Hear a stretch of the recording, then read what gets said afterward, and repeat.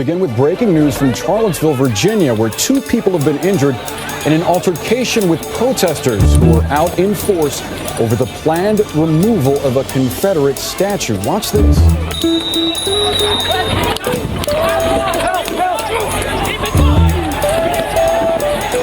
Hi, and welcome to Take a Walk on the Right Side, a podcast dedicated to understanding the key ideas, books, organizations, and individuals that comprise an increasingly transnational far-right-wing movement.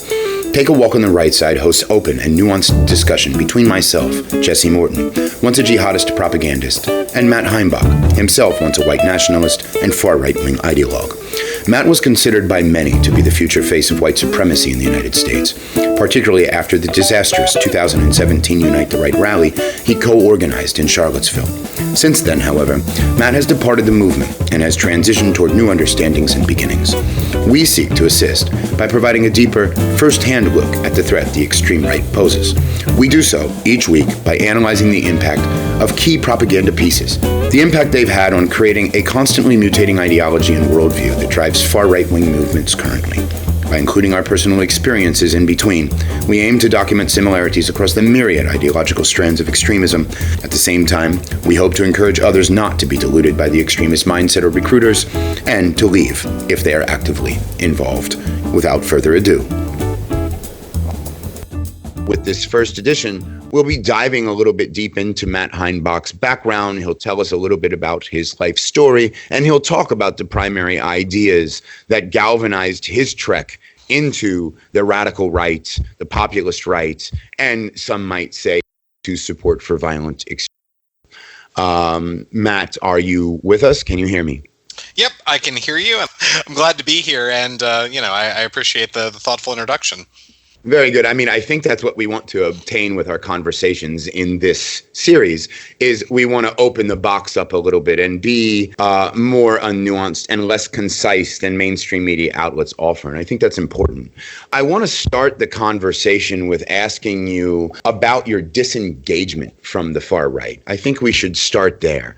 Can you describe a little bit around what it was that made you leave a situation where you were considered to be the future face of white supremacy in the United States?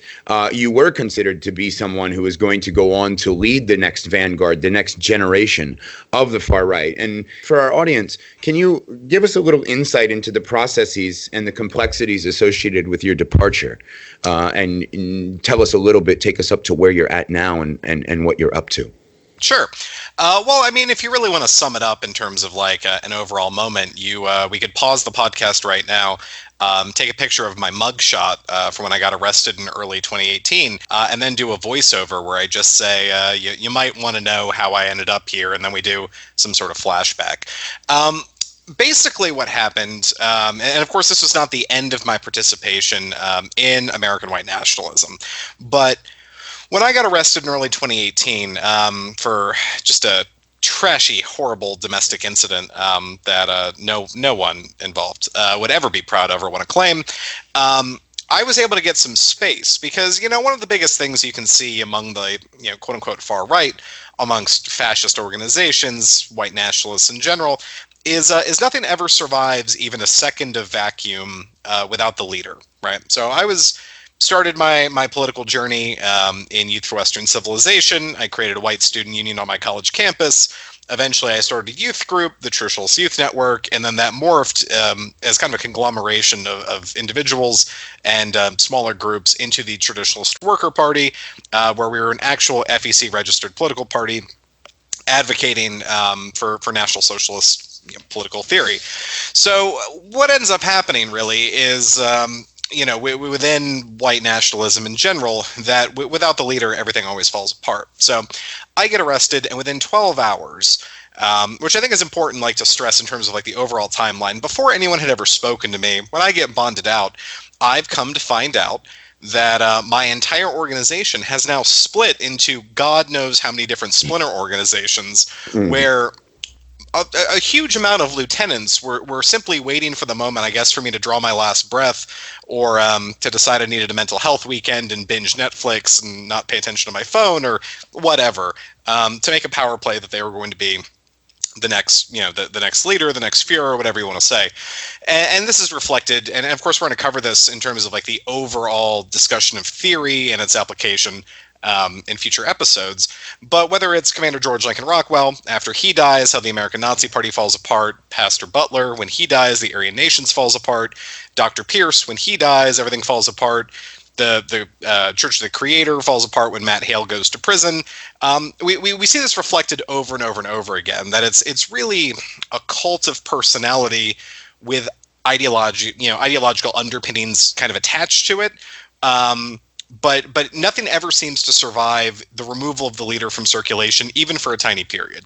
So what that provided me, first of all, was to acknowledge, like, hey, you're an alcoholic and you should probably get your life in check, because you have now officially hit what we call rock bottom, which was great. And, amongst a good section of the movement, I was a pariah, at least for a minute.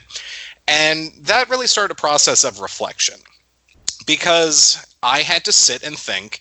I've spent more than my entire adult life at that point in white nationalism. I did early on become a kind of a leader, because when you really think about white nationalism, when I got involved in the movement, say in 2012, 2013, the stereotype is either a robed Klansman with barbecue stains on his hood, or an old George Wallace supporter from like this 1972 campaign, as exemplified in groups like the Council of Conservative Citizens, where it was kind of this idea of like white nationalists were holdovers. They were dinosaurs from generations gone past, and they were going to die off. That's quote unquote anti-racist Tim Wise talked about older generations with racial ideas. TikTok.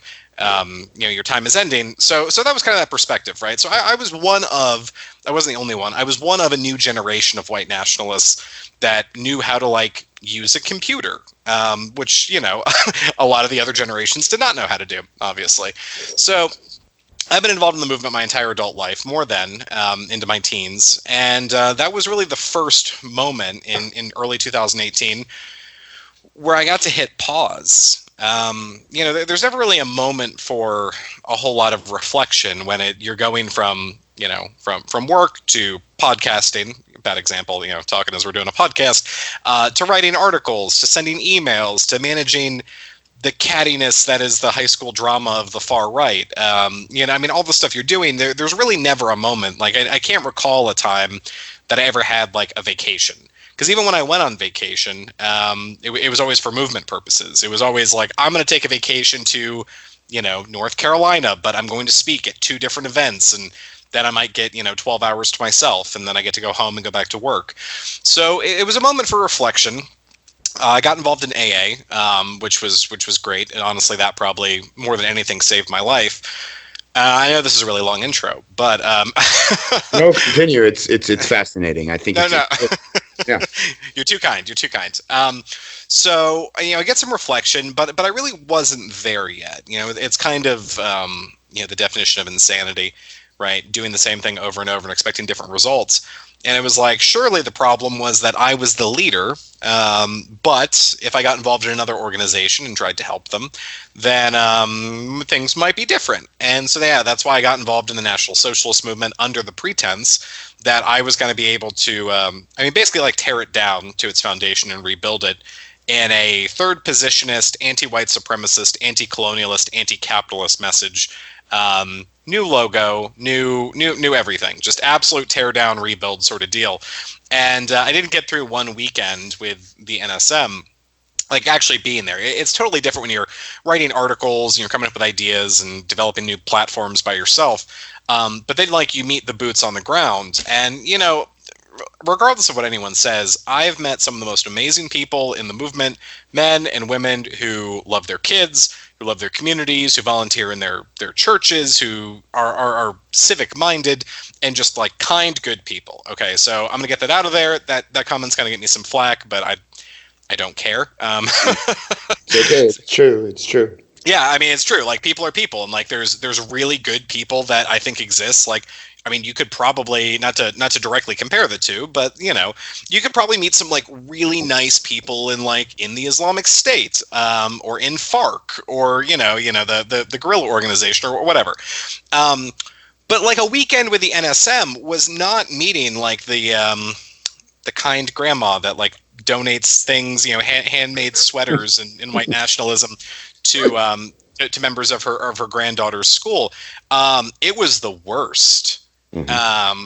It was like the walking stereotype experience of what the worst fever dream of someone who's afraid of like the quote unquote far right imagines, of just like knuckle dragging, mentally deficient, hate filled, genetically questionable in terms of quality individuals just lurching about in some sort of George A. Romero zombie flick.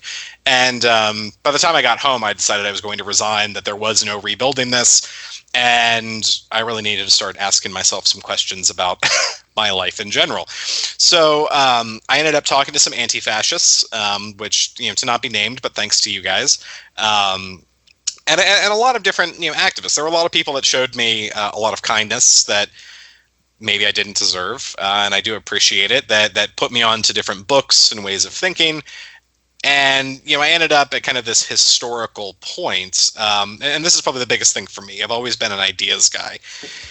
And I kind of realized, above all, like the story of fascism kind of plays out in every single country basically the same way, that like working class people like myself get involved, understand the ideology and the ideas, fight really hard, sacrifice in jail or in lives or in blood, or at the very least in money and time and all these things. And then you get to the end of the road and the business interests end up kicking you in the teeth and regaining control over the country, and the revolution isn't enduring. There isn't any long-term change. It goes back to business as usual, and you can see this in Spain. You can see it when Adolf Hitler ended up killing the members of the SA, like Ernst Röhm, and getting in bed with the business interests. I mean, you see this replayed over and over and over again. And having the time and the distance from the movement had me reflect on this, and then you kind of realize, like, oh, I don't really know why I'm what I'm doing in the first place. And I started a whole dive in ideology, and we can get into that later, of course. But basically, I came. There was the time for distance and reflection.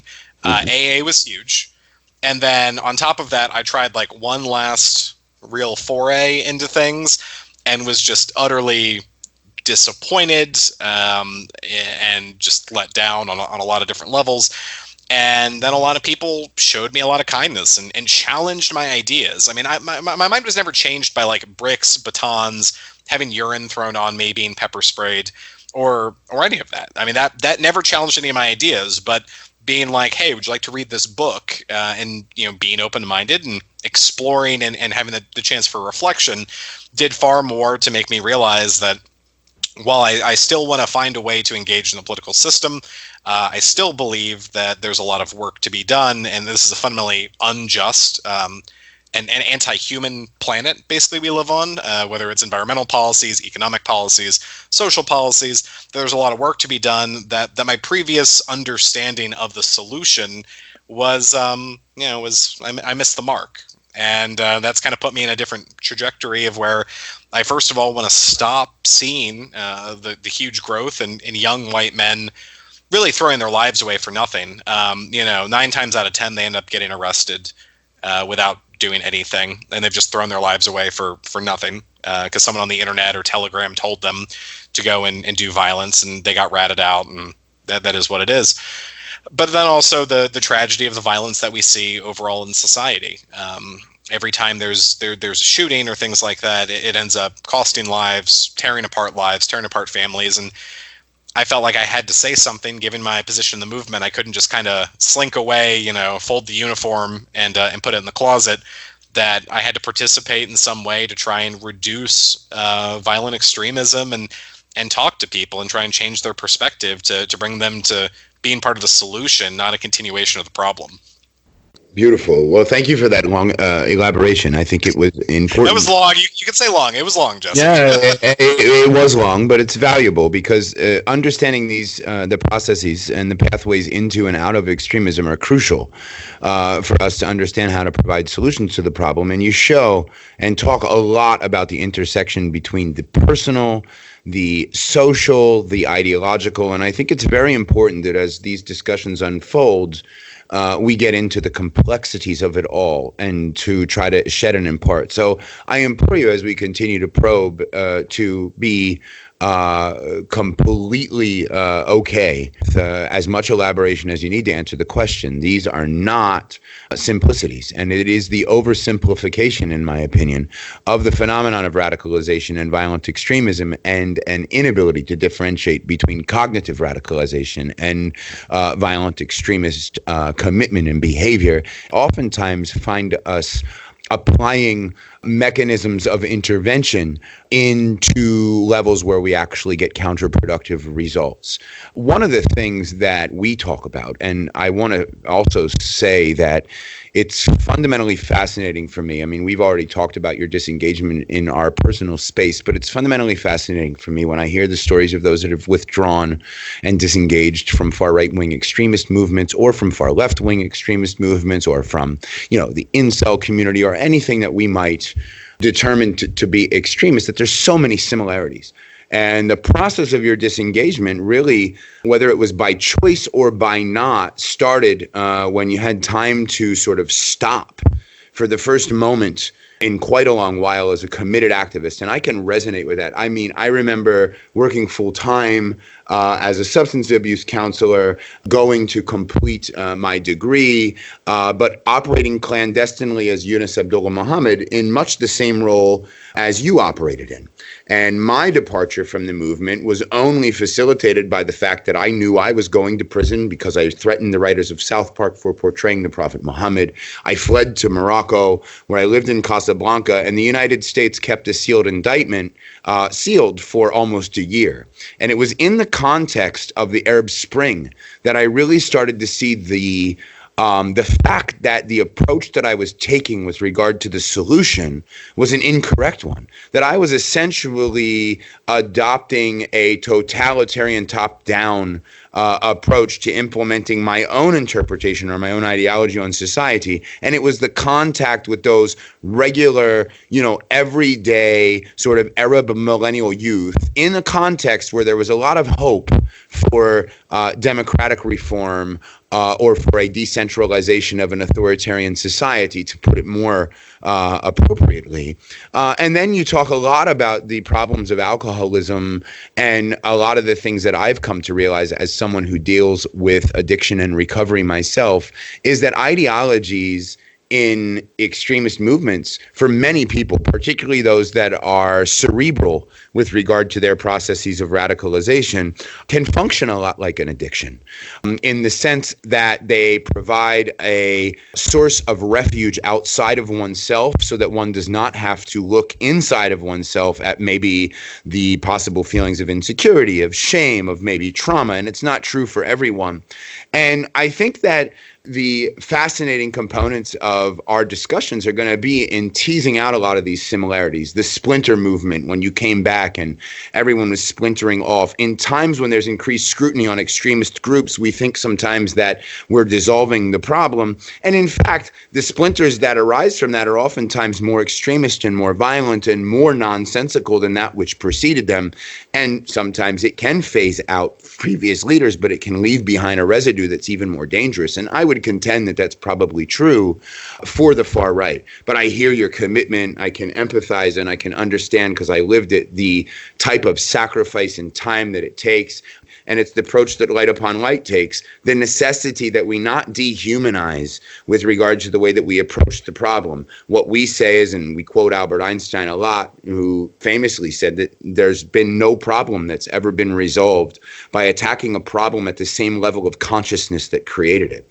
And I think it's fascinating to hear you come out and identify the fact that you still can sort of, I guess we could call it the reorientation of radicalization in a manner that is productive and positive.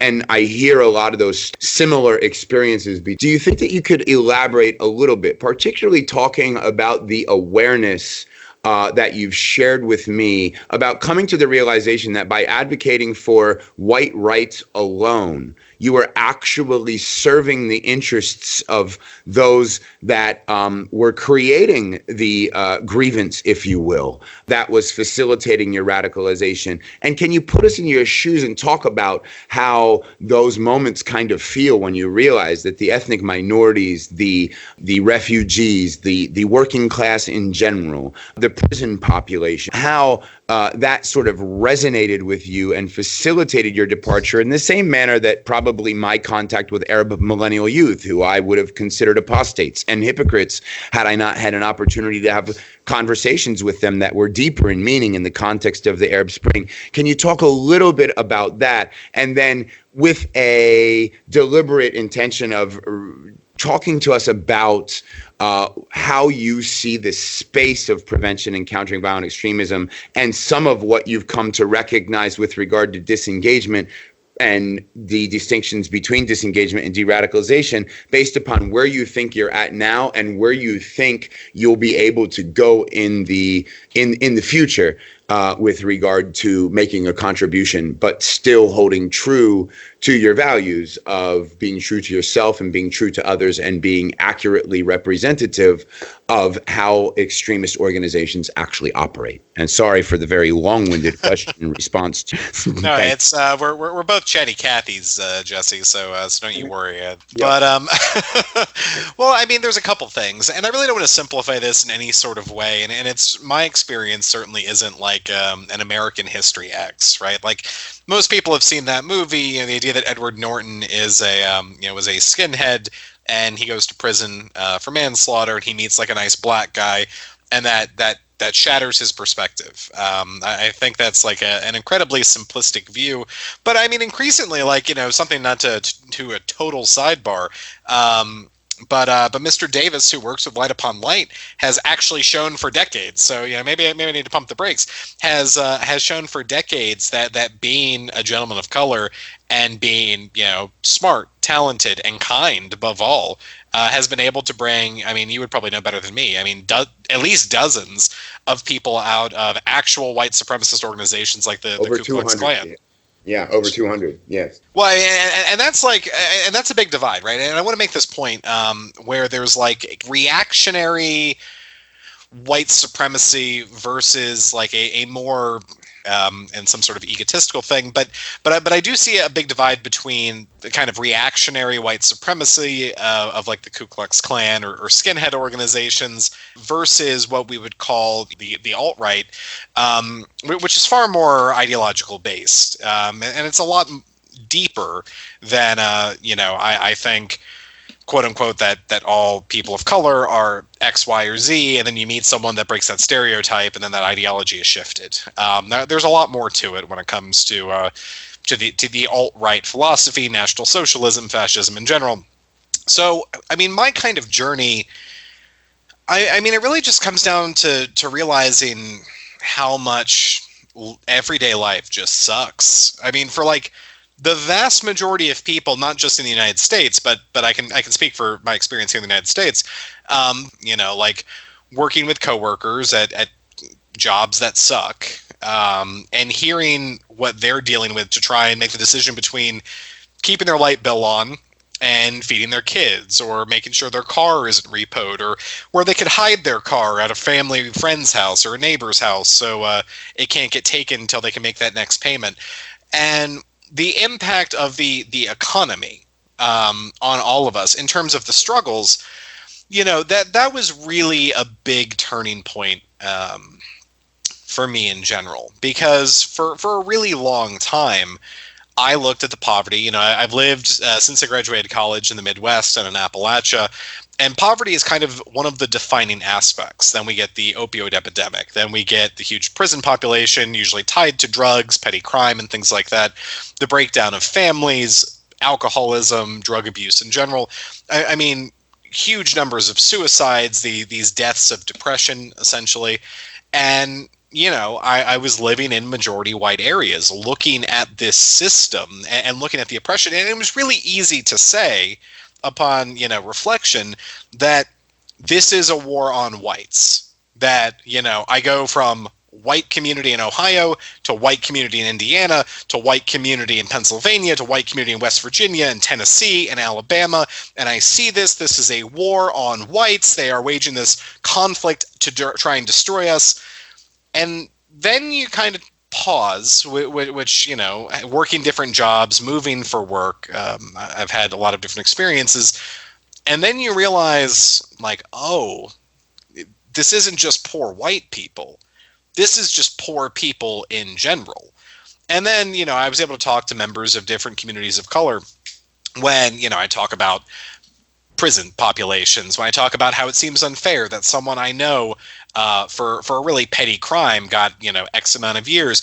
And then you start to look at, for instance, the war on drugs, the privatization of the prison system in general. But, you know, I read the book, The New Jim Crow, and others, and that really started to allow me to reflect on, my problem was in all of that, and I think a lot of lived experience allowed me some perspective, is it equally applies to communities of color. It equally applies to poor mixed race communities with multiple ethnic groups or religious groups.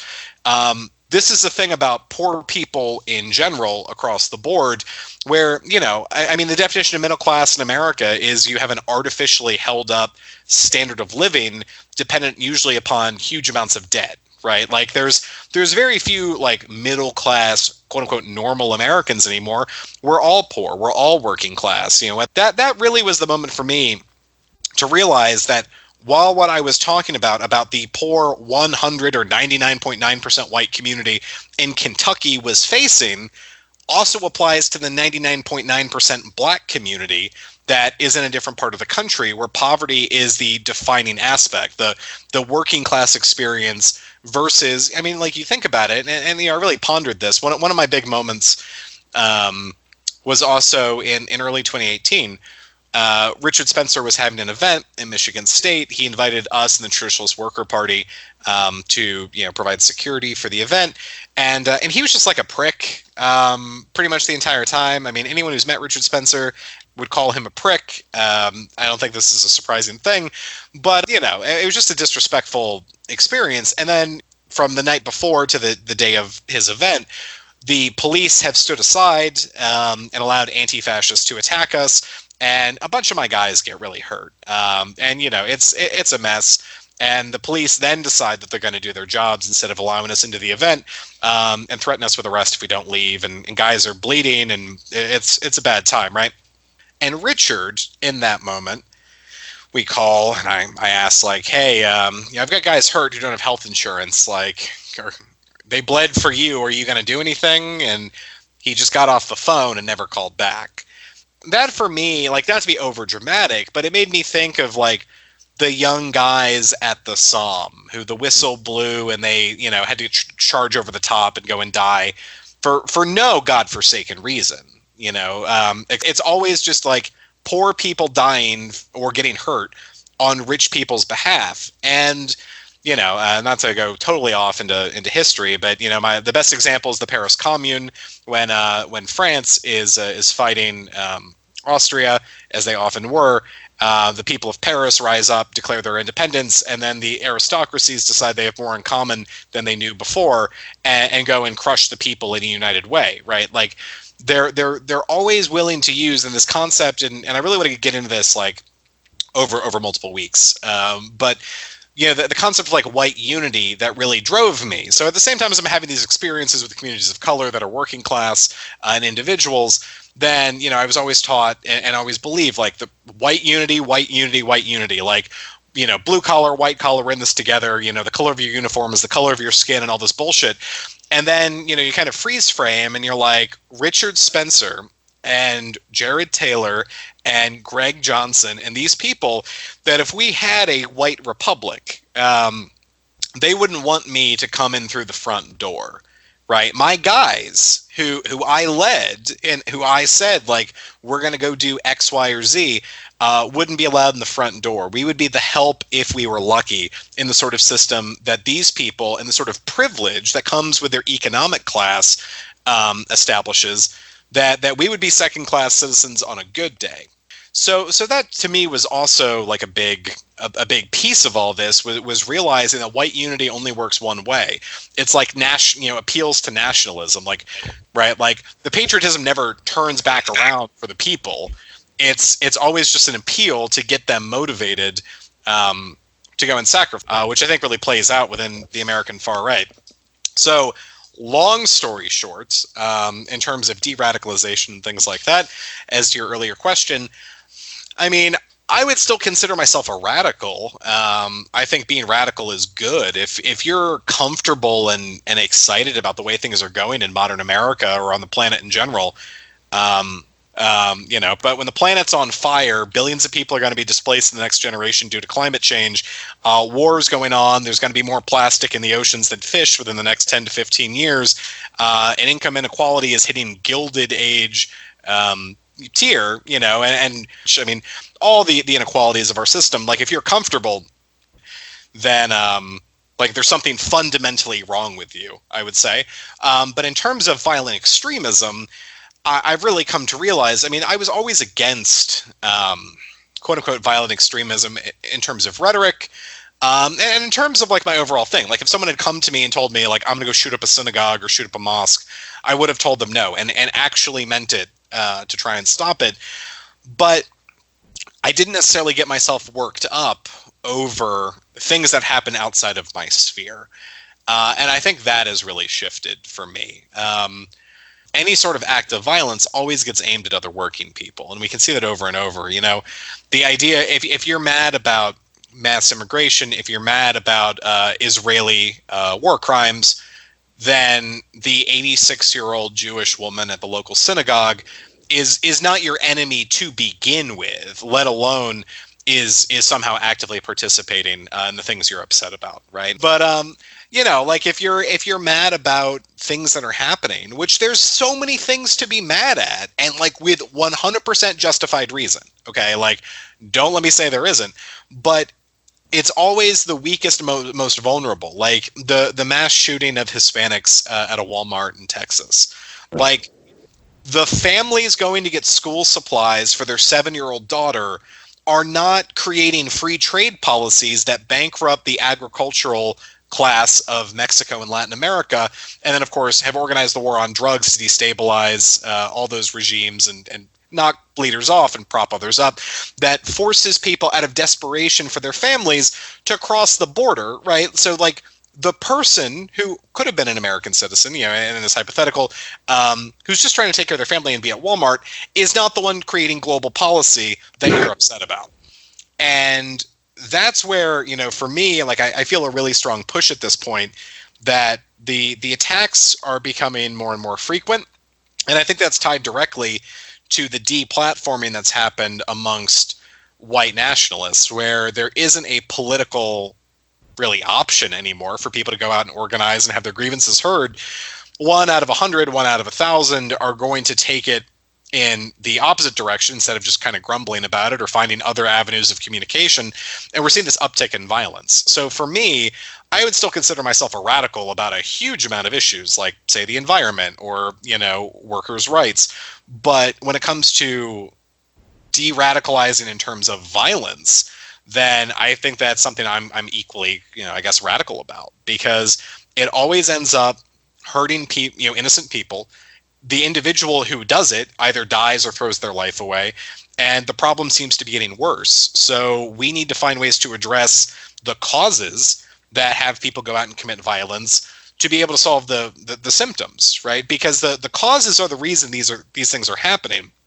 The symptoms of lack of mental health care, lack of job opportunities, lack of people even just hearing that they're heard, right, are causing this uptick in violence. So I want to be able to find ways to stop individuals from throwing their lives away and hurting innocent people, but then fixing the deeper issues to be able to make just this world a little bit more pleasant. I mean, like every day feels like a Monday to me, and I think it does for most people. Like, we're all like Garfield, and it's miserable, but we can make this a better existence. And I don't want to sound too sappy about it, but like, life doesn't have to suck, but it does right now for most people, and we can fix that, and shooting your way out of it is not the way to do it. So I'll kind of leave it there. I hope I answered the question, but Yeah. No, absolutely, and with great clarity. And I think that that's valuable because part of our struggle at Light Upon Light, and one of the things that we firmly believe in, is that we should consider cognitive radicalization a neutral term and distinguish between cognitive radicalization and violent extremist belief,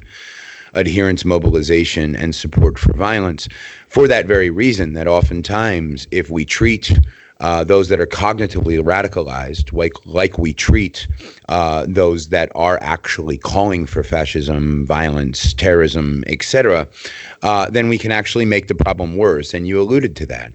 And one of the people that we work with at an institution we've developed called the Center for the Study of Trauma and Radicalization, his name is Dr. Ken Reedy. He has studied the phenomenon of benevolent radicalization, radicalization that occurs from amongst people that grow up in communities in Britain that other individuals have gone on to join Salafi jihadist groups from and gone on to become terrorists, but they themselves became humanitarian aid providers. And his research suggests that it's really just a haphazard circumstance or a simple twist of fate, if you will, that leads the individual down a path of violent extremism, but that radicalization can be reoriented. And one of the things that we strongly believe in taking a network theory-driven approach is that if we're going to pull people out of movements, we have to give them the same meaning, significance, community, identity, worldview, and sense of having something to achieve in life. And when we dehumanize them and we delegitimize the grievance as part of a ongoing process of increasing hyperpolarization, we are actually facilitating the progression from cognitive radicalization into violent extremism. And I think you conveyed that very well with your own personal realizations. That being said, the process of radicalization itself starts at very different stages in very different people's lives. Some academics have suggested that it occurs oftentimes in a period of what they have referred to as a cognitive opening, Quentin Wick-Torowitz, a period in life where one is searching for an identity, a period in life when some person is enduring some sort of traumatic circumstance, whether it's familial or cultural or contextual or even personal. Can we transition a little bit and have you elaborate on how you got into the movement in the first place? What were its pulls? What were its draws? And then, because the focus of this conversation is going to be on the ideas, do you think that you could do so with a heavy emphasis on your contact with the ideology? Because our contention is that understanding ideology is important. People denounce the role a lot of times of ideology in the transition or the facilitation or the progression, if you will, between stages of cognitive radicalization and violent extremist commitment. But I would contend that it's the most important component of creating the conditions for groupthink and the conditions for fusing one's identity with the movement, to the point where those splintered individuals that you talk about that go on to commit acts of violence consider themselves soldiers for the cause and then go forth and carry out acts in the name of a movement, even in the case where that movement doesn't necessarily explicitly call to violence. And understanding that space and how you were able to stop yourself before you progressed to that level, and what were the pulls, and then maybe ending a bit of that elaboration with commentary on how your current realizations that you've already shared with us have the potential to be reoriented in a positive direction, and how, if we're going to deal with radicalization, we have to understand that, in a sense, one of the most imperative components of properly addressing it is acknowledging some of the grievances. So maybe talking a little bit about your personal experience in contact with the grievances that drive the white or the far white supremacist or the far right wing extremist groups, collectives, movements, and ideologies, and your contact with them and your own progression, if you could. I think that would be helpful for us steering into the conversation that this podcast is geared towards. Maybe you could talk about the intersection between ideology and personal experience, and some of the things that you were going through in life as you came into contact with these ideas, and how those experiences, or what may have been a cognitive opening, led you to being receptive to them, absorbing them, becoming fascinated by them, and then to the degree that I think, if your case treks as close to mine as I think it does, willing to die for them. Sure. Okay, a lot there. First of all, I just want to start on that point. So my participation in the movement, my entire family totally blackballed me, 100%. I've been poor, selling my blood most weeks for plasma, for gas money for the majority of my adult life. And, every time my goofy self, let's be frank, I'm a fat nerd. I've always been a fat nerd. The idea that I was leading men into what ended up being pitched street battles as anti-fascists descended with weapons upon us. Obviously, I was comfortable with death because my stupid self really can't fight my way out of a paper bag, and I'm not going to pretend to. So yeah, 100%. The dedication to fanaticism definitely was there, and that just is what it is. So my whole trajectory. One thing that really tires me that I see in so much of I don't know if this was a skinhead thing in the 80s. I wasn't even alive then. But, it's always I was walking down an alleyway and smoking a joint, and then a random skinhead showed up and was like, the Jews are the reason you're upset. And then I became a skinhead. And that just comes off as fake and weird. And I don't understand that. I guess my experience is just totally different. I was fully radicalized before I ever met anyone. And, not to the depth that it would be, but I was pretty much there. The first time, if I want to be stereotypical about the cognitive opening, my parents got divorced when I was a teenager, but I really don't think that's it. If people want to psychoanalyze me, that's fine. We can have a whole podcast on my sex life. That's a point of conversation, whatever. My thoughts on my mother, but deeper than that, right, is I was always kind of a contrarian.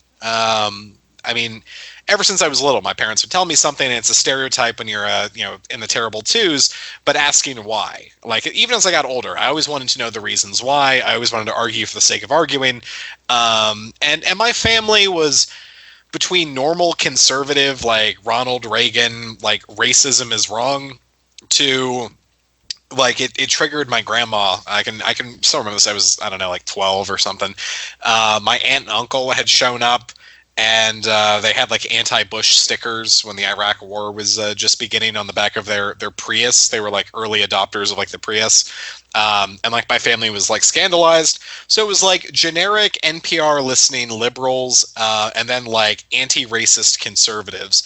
And, when I was becoming a teenager, you really want to rebel in certain ways. Some people listen to heavy metal music or become a quote unquote Satanist, or whatever. And I decided the best way to get under everyone's skin was to adopt contrarian perspectives on the issue of race, for instance. Because one, it was edgy and it was interesting because it was off the beaten path, but it also made my my mom and my liberal aunt, who always liked to cluck over everything, really upset, right? So, that's kind of one of the things is it was an edgy, rebellious thing. And I started reading, originally I think probably my first experience was Tom Metzger's White Aryan Resistance online, which was interesting, to say the least. That was, the classic cartoons, the was it A. Wyatt Mann cartoons of the caricatures of people of color and stuff like that, and Jews and whatever. It was they were funny. I don't care who disagrees. I was 14 years old, and I was this is on one hand totally absurd, but on the other hand a total middle finger to the establishment and everything I've been told from left and right, and that was kind of exciting. I mean, that was titillating. That's like finding like a porno mag out in the woods when you're 13, right? Like it was like, aha, this offends everyone, and this is just for me, and like my own in joke. So, I mean, it really started with Tom Metzger's War, from an early age, and I'd like burned the bridge with like my uncle and aunt really early on, arguing some wild stuff, and then I ordered the Turner Diaries, which like that sounds like such a stereotypical thing. Like, well, then I read the Turner Diaries, because that's everything you see in like 60 Minutes going back to the 90s when it comes to discussing the movement. But I mean, it was available. I'm still mad on a certain extent that I tried to order a bunch of books from the Aryan nations, but Dr. Pierce had died, and Eric Glebe had driven the organization into the ground for his fascination with strippers and drugs. So I never sent the money, and I never got anything. But the internet was like a wild time when I was a teenager. There was still like free speech. There was this free exchange of ideals. You could buy wild stuff on Amazon. So I started collecting different books and reading them. I tried to read Mein Kampf, and I mean, it's really long. It makes Das Kapital look like it's a very moving J.J. Abrams film. It's quite a lift. It is. I mean, it's a lot. I mean, you can tell like Hitler was like big mad about people that slighted him in 1922, and like he was not going to let go of it for anything. Mein Kampf literally should just be called Big Mad by Adolf Hitler. But so that really like wasn't like a moving thing. But I mean, it really comes down to like it was edgy, it was contrarian. Like I was in like the drama club in high school. All my friends were like as progressive as you can be. Like I flirted with like far left ideology as a teenager, but I always kind of found a space that was like just for me, in like National Socialism, and I'm not going to dignify it. Like the cartoons and the stuff and like the materials I was getting on the internet was like neo-Nazism, and I want to make a quick distinction between like neo-Nazism and National Socialism. Like National Socialism, agree with it, hate it, don't have an opinion on it, is a political, economic, and social ideology into itself, right? Like neo-Nazism, if you ever hear me use that term, is basically like people watched Romper Stomper, yes, exactly. Missed the message, yep, and we're just like, this is it, right? Yep. Like prison gangs with swastikas, like the Aryan Nation, or not the Aryan Nations, the Aryan Brotherhood. Like it's in their constitution that they're like, we're pro-white, ... unless that gets in the way of making profit, because profit is the number one reason we exist as an organization. So like, they're just white gangsters with swastikas and SS bolts. And a lot of like the skinhead gangs from the 80s and the early 90s, and going back earlier in Europe and whatever. So I want to make that clear distinction ideologically between like National Socialism and neo-Nazism. And I might be splitting hairs here, but I think that's important to know the sort of people it attracts, the sort of message it's putting out. And of course, we're going to discuss both in this series. But like the neo-Nazi stuff was edgy. Like I got like an SS flag when I was in high school off Amazon. Thank you, Jeff Bezos. I like put it over my bed, and I mean at that point my parents were like getting divorced. My dad was a history teacher, so like he knew what it was, but he didn't give a shit, and that's fine. Whatever. And like my mom, God bless her, I swear to God, true story, she didn't know that the song Greased Lightning was overtly sexual until I pointed it out to her in my early 20s. Okay. Like, hand to God, sweet woman, kind woman, sheltered woman. Okay. So she had no idea what that was. My dad was checked out and going off with his, his new pursuits outside of the family, whatever. So I kind of like had that, right? And the trajectory carries on that one night, a bunch of, alcohol plays a big part in a lot of my stories. We were in Youth for Western Civilization, which was now that Katie McHugh and others have done all the doxing, right? Like, I don't feel like I'm breaking confidence because, like, it's already been put out there. Like, yeah, like that was like the start of the alt-right. Fundamentally, like every person, for the most part, involved in YWC, founded by Kevin Deanna, who's now off in a pagan tribe in the Wolves of Inland in the woods of Lynchburg, Virginia, was really the start of the alt-right, like the kind of break from conservatism but distinct from like reactionary white supremacy into what the alt-right would become. So I was in Youth of Western Civilization, and I was hanging out with a bunch of guys in my apartment that were members, and we decided to drink a bunch of National Bohemian, which is the beer of Baltimore. If you watch The Wire, you've seen it. It's a horrible beer, but it's great for college students. And we decided to take a bunch of chalk to wander onto campus, and it had just been Black History Month, so I guess this was March. And the Black Student Union had written a bunch of like pro-Black messages. So we were like, we're going to write a bunch of pro-white messages and messages about what was happening and still is happening to farmers in South Africa. And then we went to bed and woke up the next morning, and like my life was totally different. Okay. People drink, they wake up next to someone that they're not used to seeing, or, their life is shifted in some way, or they ran over a stop sign. But like, I had thrown myself into like being a public white nationalist overnight. And like, I wasn't going to apologize at that point. I was like, given the choice of like apologize and be like, I'm sorry, I brought up the murder of South African farmers, or double down and be like, so what? Like, watch what I'm going to do next on campus. Obviously, like, 20-year-old me is going to choose double down, right? So that kind of started the whole progression, and YWC, we lose our sponsor. And then we're kind of left sitting around not really knowing what to do. It's my junior year going into my senior year of college, and some of our guys have graduated, other guys got scared. And those that stuck around, though, we kind of decided, like, hey, let's start a white student union, because there'd been, the Tower Light was our student newspaper, and they had written that YWC was, in effect, a white student union on campus. So, again, like this idea of me doubling down, it's like, okay, like if you want to call us a white student union, let's be a white student union. There's 26 other ethnic student unions. Let's go ahead and do a white one. And when we started the white student union, we got a P.O. box, right? So people could like write us letters. That's when I would actually say, like, going from being a troll, going from being a shitlord, for lack of a better term, and having some kind of simplistic racial views, like, that's where things started to get deep. Like, I go to the P.O. box, and people have sent from around the country, around the planet, actually, in terms of, like, mail we got. Like, mail from Germany, mail from England, mail from France.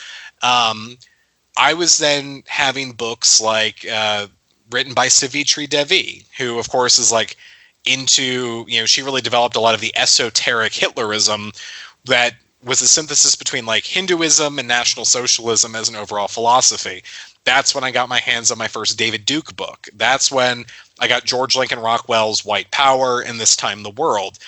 People just flooded the P.O. box with more books than I knew what to do with. Like, we started a fasci book club amongst our members, because we didn't have to buy anything. Like, we got duplicate copies of some books that allowed us to hold a book club. So that really started my ideological progression in terms of, like, people exposed me to books and materials of a depth that the internet, Wattpar, like, whatever, like back in the day, like 2013, it was like spitting swastika, like, GIFs from like the 90s, right, on a website, like, welcome Watt Aryan brother, like, and a bunch of like nonsensical misspelled ramblings, and then I was getting like well-published copies of esoteric Hindu philosophy, right? So it was a huge break for me,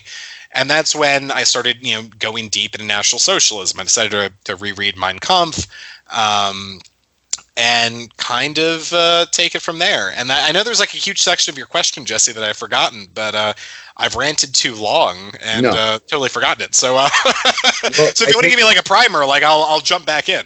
Well, we can jump back in next time. So let's conclude this first episode and let's pick back up, because I think you mentioned a lot of valuable things. particularly the entrance into the movement of Tom Metzger, who in particular is interesting because when you talk about the distinction between neo-Nazism and National Socialism, there was a period of time, and we know Tom Metzger very well because he was someone who worked intimately with another former extremist, Tony McAleer, from Canada, and he basically housed his sort of pro-KKK, pro-white supremacist helpline when Tony ran into problems with the Canadian authorities. And you mentioned a lot of the books that we're going to cover in the course of our discourses. And so I think this is a good place to stop with episode 1, where we have a very firm grasp of the role the ideas played. But let's transition into the beginning of episode number 2 next week. And let's talk a bit about what the current state is. And let's try to summarize exactly where the ideological fragmentation and splintering is coming from, and its source and its root. And next week, after we wrap up that conversation, then we'll get into what our listeners should know will be a 12 to 15 week series dedicated to analyzing and exploring some of the chief books and propaganda pieces that have served to undergird the evolution of the extreme far right white nationalism, and other associated movements in the West. So, Matt, I mean, I think that was really valuable. I think it sets a good tone that we'll be able to continue with next week. And we look forward to hearing back from you. Thank you so much for your time and sharing. Well, thank you so much, Jesse. I really appreciate it. We've got an incredibly exciting series planned, so hopefully if you like this episode, you'll be able to tune in for the next one, and we'll take it from there. But, there's a long journey. There's a lot to discuss. Anyone who wants to kind of brush it aside, in my opinion, and refer to this as a simplistic issue and kind of have a Freudian perspective on things, I think they'd be really selling themselves short. So hopefully Jesse will be able to answer some questions, dispel some myths, challenge some ideas, and provide a deep perspective. So I appreciate the opportunity and looking forward to next week. Very good. Knowledge and understanding precede any ability to intervene in any social phenomenon. And I'm very happy to hear that you're on a proper trajectory. We totally endorse your departure from the movement and totally endorse your interest in making the world a better place. And we're honored to have you.